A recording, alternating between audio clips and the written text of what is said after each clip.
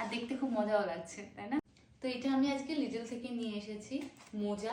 দেখেই বুঝতে পারছো, আমারও প্রথমে একদম ফানি ফানি লাগছিল, এটা পরে তোমাদেরকে দেখাবো।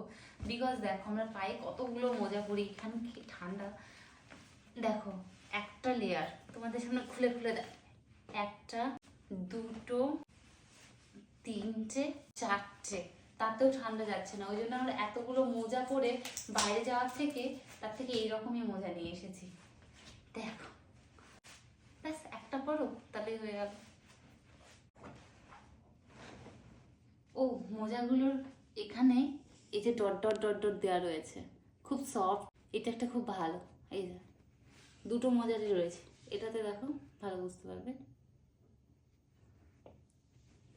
চলো, যখন টেম্পারেচার -10-এ চলে যায় তখন এই মোজাগুলো কিন্তু খুব কমফোর্টেবল, কারণ অনেকগুলো মোজা পরতে হয় না, একটা মোজা পরলেই হয়ে যায়।